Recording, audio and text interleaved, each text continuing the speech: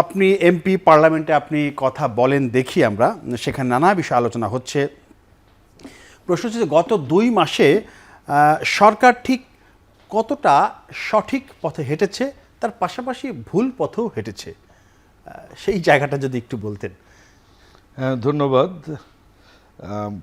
এখন টিভি কে এবং সকল কলাকৌশলী দর্শক, জনপ্রিয় উপস্থাপক সমন আপনাকেও এবং নিজেকে সৌভাগ্যবান মনে করছি অধ্যাপক মইনুল স্যারের সাথে বসেছি। খুবই মানে সুনামধন্য একজন অধ্যাপক উনি আমার বিশ্ববিদ্যালয়ের। আপনি যে কথাটা বলেছেন বলতেই পারেন এবং এটি স্বাভাবিক, কারণ এটার নামই গণতন্ত্র। আপনি যে লাস্টে বললেন একটু ভুল পথেও হেঁটেছেন, কতটা সেই ভুল পথের, হ্যাঁ কতটা ডিগ্রি অফ এরর, পরিসংখ্যানে বলে ডিগ্রি অফ সিগনিফিক্যান্স কত। এখন ওখানে বলা হয় 95% যদি ঠিক থাকে তার মানে ঠিক ধরে নেওয়া যায়। কাজে এখানে আপনার ওই 100 বলে আসলে রাজনীতিতে কথা নেই, তারপরেও কথা থাকবে, কথার পিঠে কথা থাকবে, সেটাই ডেমোক্রেসি। আপনি শুরুতে যে কথাটা বলেছেন 2 মাস পূর্ণ হয়েছে, 2 মাসের শিশু। আমি যদি 2 মাসকে একটু ব্যাখ্যা করি, সেটা হচ্ছে প্রথমে আমরা কিন্তু রমজান, নির্বাচন শেষ, রমজান শুরু।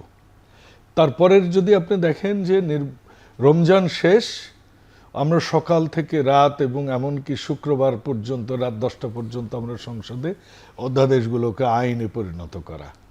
এর মাঝে আপনি দেখেছেন সকাল 9টা থেকে প্রধানমন্ত্রী কাজ করছেন, প্রত্যেকটা মন্ত্রী দিনরাত পরিশ্রম করছেন। তার মাঝে আমাদের দেশের যে আমাদের দেশটা যেভাবে পুরা বিশ্বের সাথে, এখন আসলে সব দেশই বৈশ্বিক একটা, আমরা বলি না যে বিশ্বপল্লীর বাসিন্দা, আমরা এখন সবাই সবার সাথে কানেক্টেড।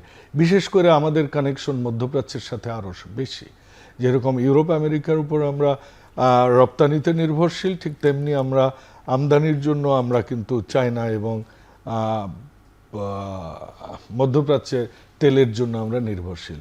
আমরা কিন্তু কন্টিনিউয়াস অনেক দিন থেকে আমরা যুদ্ধ দেখছি।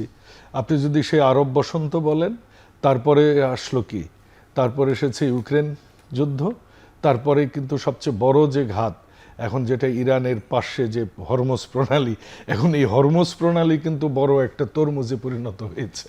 এই তরমুজ কে কখন স্লাইস করছে এটা কিন্তু বলা মুশকিল। ট্রাম্প সাহেব যখন বলছেন যে আমি অবরোধ করলাম, আবার বলছেন ছেড়ে দিলাম, আবার বলছেন যুদ্ধ বন্ধ করলাম, আবার দেখলাম ভারতীয় জাহাজের উপর গুলি হয়েছে। কাজে এই হরমুজ, এই তরমুজ, এটাকে নিয়ে এখন সারা বিশ্বে খুবই, কারণ এটা দিয়েই, এই প্রণালী দিয়েই সবচেয়ে বেশি কিন্তু তেলবাহী জাহাজ চলাচল করে। তো কাজেই বাংলাদেশও কিন্তু এর বাইরের কোনো বিচ্ছিন্ন দ্বীপ নয়। তারপরও আপনি যে কথাটা বলেছেন আমরা কতটুকু সফল হলাম, এই অল্প সময়ের মধ্যে কিন্তু আমরা আমাদের নির্বাচনী প্রতিশ্রুতিগুলো বাস্তবায়ন করছি। আমি নিজেকে গর্বিত মনে করছি যখন দেখলাম যে আমরা খাল কাটছি। আমি নিজে কোদাল দিয়ে খাল কাটা শুরু করলাম, উদ্বোধন করলাম।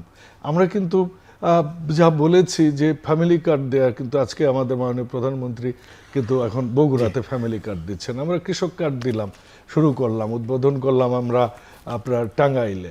আমরা কিন্তু জনগণকে নিয়ে কাজ করছি। এখন জনগণ তো বিচ্ছিন্ন কিছু নয়, কারণ জনগণ এখন বিশ্বের সাথে, ওই যে বললাম বিশ্বপল্লীর বাসিন্দা।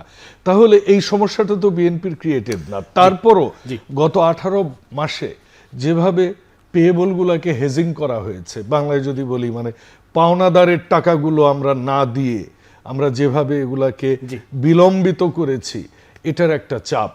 আরেকটা হচ্ছে এই তেলের চাপ। এই দুইটা নিয়ে কিন্তু আমরা চলছি, কিন্তু এর মাঝেও আমরা মানুষের জন্য কাজ করার চেষ্টা করছি।